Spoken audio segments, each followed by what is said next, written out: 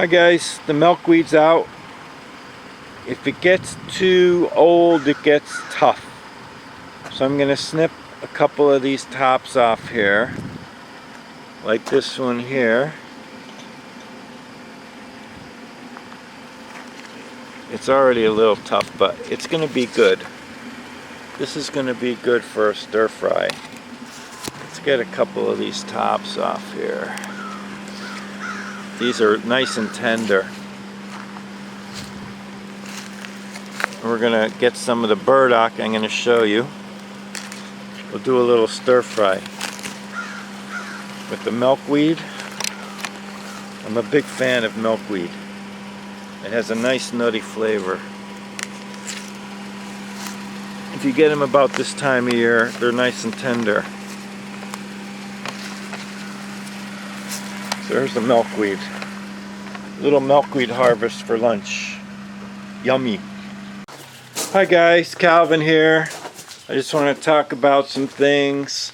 Okay, this little patch of ground here is underneath my deck, and for about 20 years I've been throwing vegetable scraps off the deck down into this soil here. So this soil is really rich.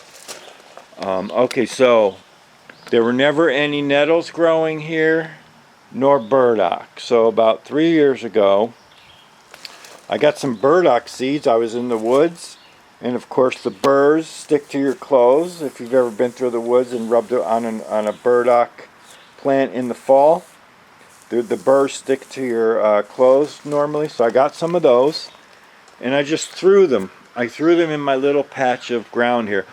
Well, for one thing, I'm not into gardening and I'm not into farming. I let other people do that, and I like buying things at the supermarket.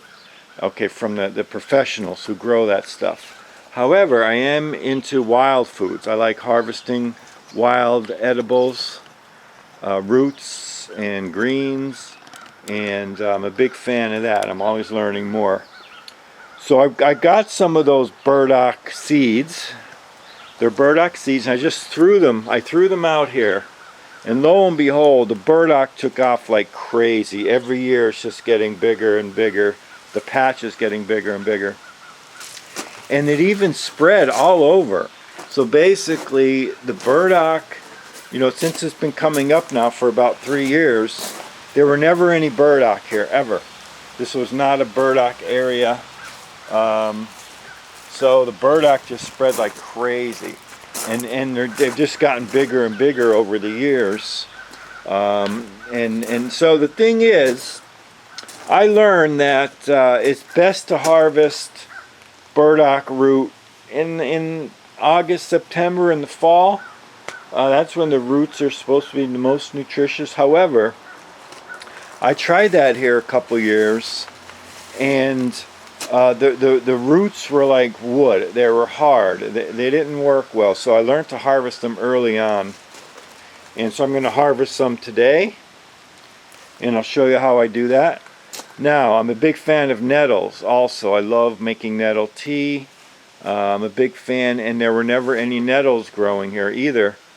So last year I harvested some of the roots, the rhizomes. So you don't plant nettle seeds. You get the rhizomes. They're like little tubers that grow under the ground. So I harvested some wild nettles, and I planted some of the tubers here, and they took off too. I mean, this is the first year of them coming up, and the leaves are just huge. There's my hand. They're huge plants. So I'm going to cut down some of these nettle and some of the burdock here. I'm going to dig up a burdock root or two, at least one. I have a friend here. I have a woodchuck living under the building here, and he's constantly piling up some dirt there. But let's go and get to work here. I'll show you how I harvest. And yes, the nettles do sting, but it's not the worst feeling. In fact, one time I got a whole bunch of nettle, fresh nettle. I put them in a bunch, maybe about 6 or 7 plants, and I whipped my back with them, like my spine, and it got so tingly, and it felt great actually. It was A friend of mine in Germany told me to do that.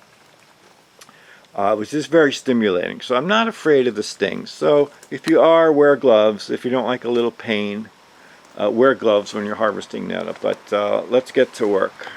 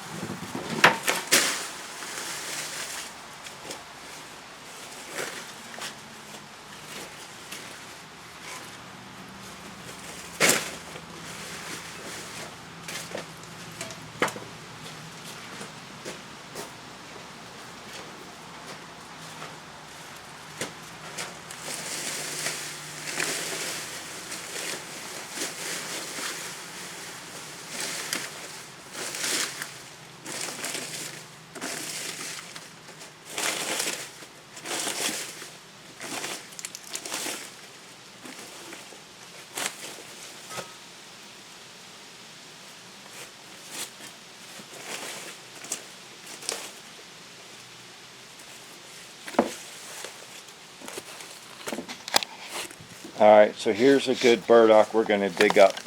So what you have to do, the root goes down very deep. So you need to dig all around. It takes a little work. Here's two of them. Here's another one right here too. So we're going to dig this one up here. Right there.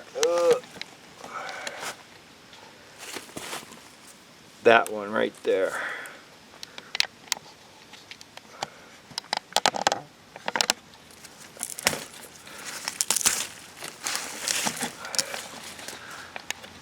That one right there.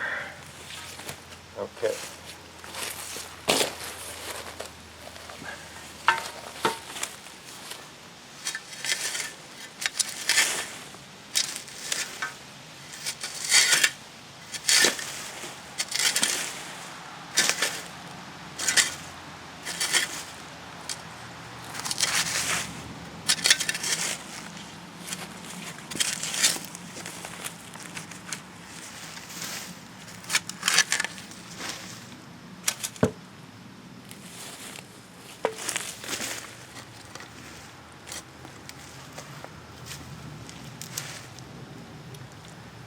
Here's some little ones. They're good for eating too, so we're going to put those in the stir fry as a babies.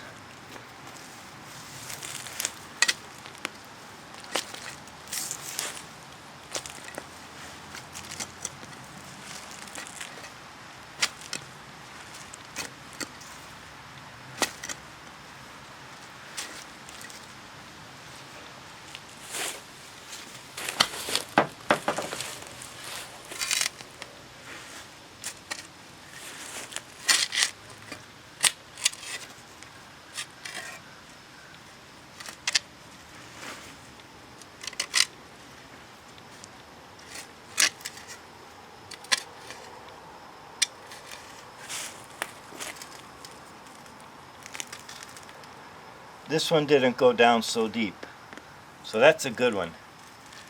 So that's going to be nice and tender, so we're going to cook that one up in the stir fry too. So that's how you do it.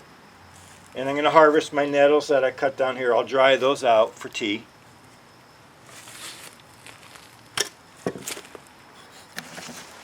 And these nettles I'll cut down soon also and dry them out. But they got huge, so they'll keep growing year after year and keep spreading throughout the patch here. Same with the burdock. And the nice soil here, the nice black rich soil. And let's see what happens with the stir fry. Alright, I first want to clean the burdock off in the bin here. I don't want the dirt going down into the septic, so I'll do most of the cleaning outside here first.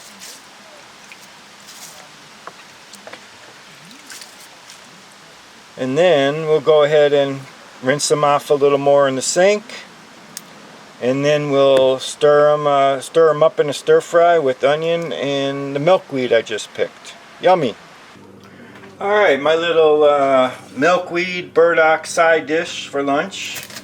With a little organic onion thrown in there. Let's go ahead and cut the onion up. We'll start the pan here, put it on low. Get some sesame oil in there. It's my favorite, one of my favorite oils. Little sea salt. Let that warm up. Cut up the onion.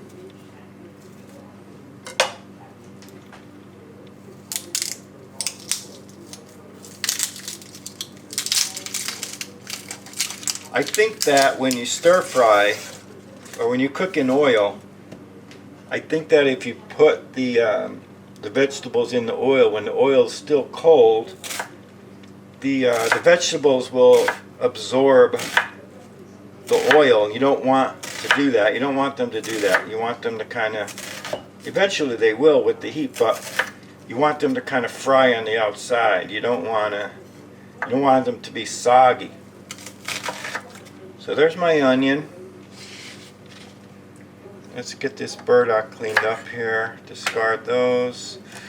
Discard the tops. This big one's a little tough, but it's going to be good. It'll get tender. The top part's a little tough. I'll cut it down there. There we go.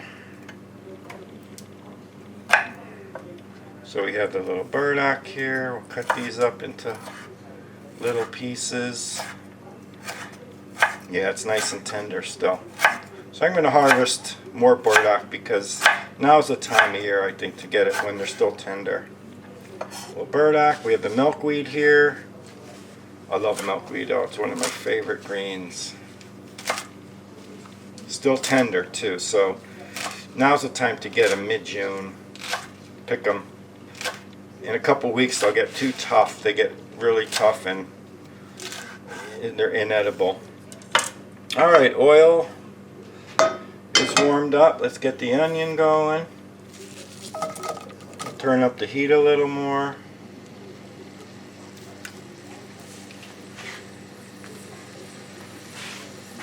Get my spoon.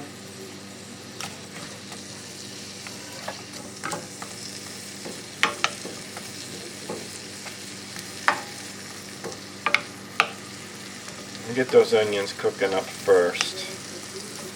Get them started so the flavor comes out in them.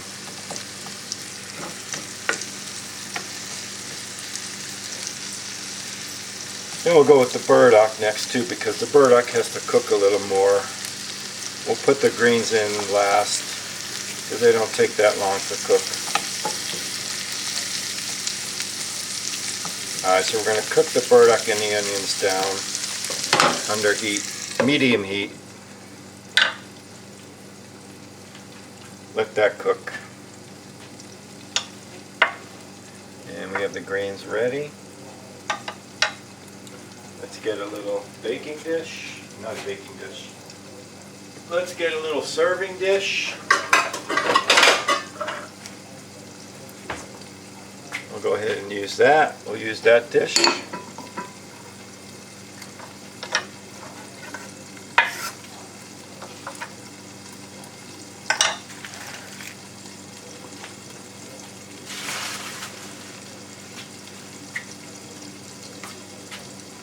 Go ahead and get the cutting board cleaned up.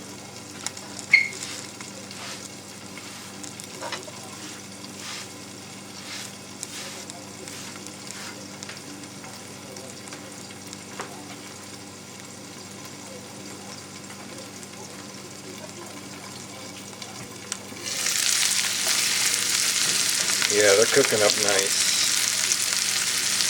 I use a lot of oil. I like sesame oil. I don't stir fry every day, so I need to get more oil in my diet anyway.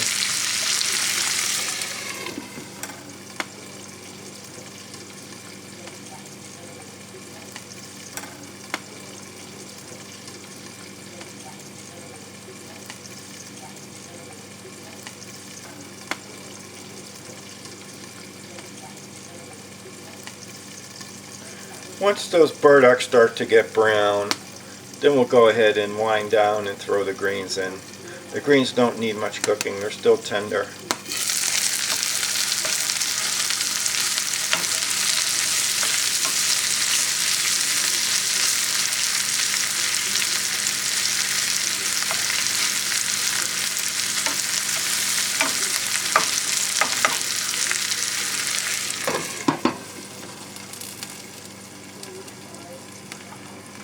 I think I need a bigger bowl. We'll use that bowl.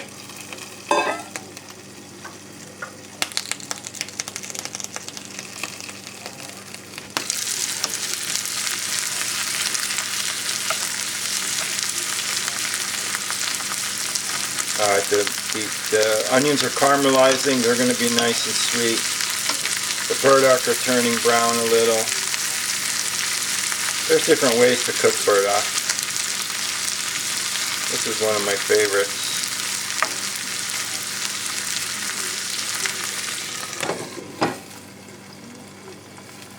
I'll wait a couple more minutes. Then we'll go ahead and throw that milkweed in.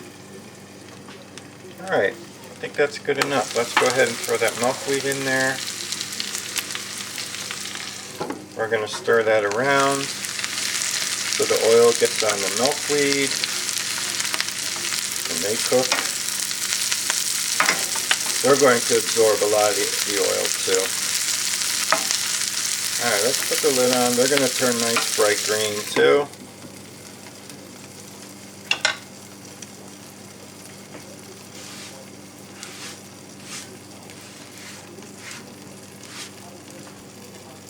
You could also do a water saute. Whereby at this stage in the cooking you can put a little water in. It helps steam everything. Let's do a little water. I like water sauteing too. I like add a little water.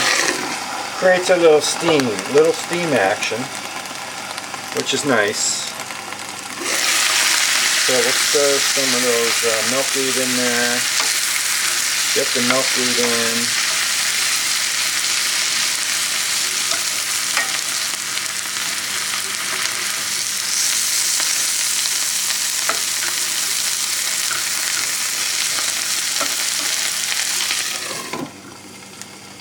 Milkweed can be a little tough also this time of year. Even though they seem tender, you want to cook them down a little.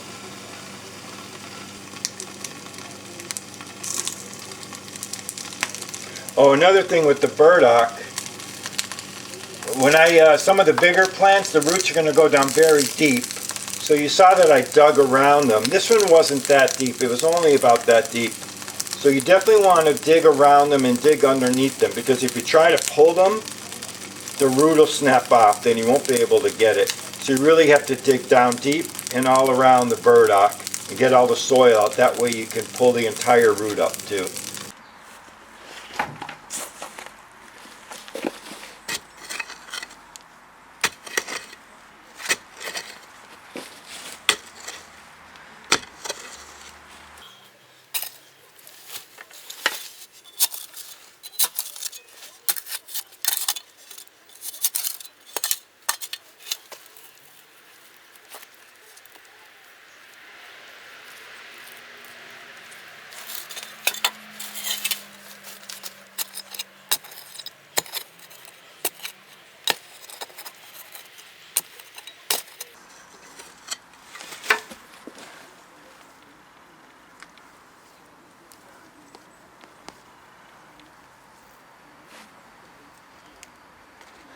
That's a good one.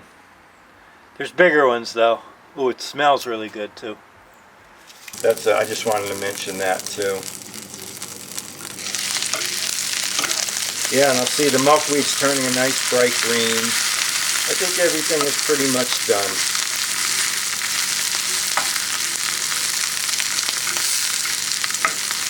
Cooking another few minutes.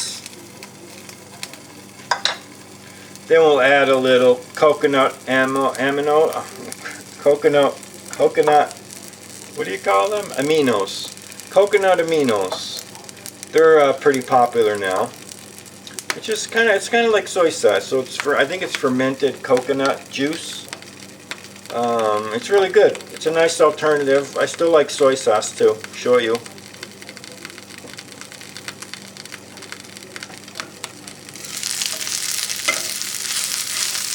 Everything's getting a nice little brown edge on them. That's the way I like it. Alright, that's about it. Gonna turn off the heat.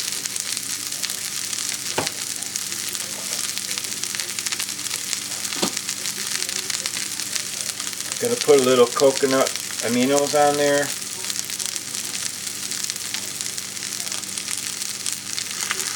For flavor, not much. Add a little salt too, because at this point there's not a whole lot of salt in it. Stir that in a little.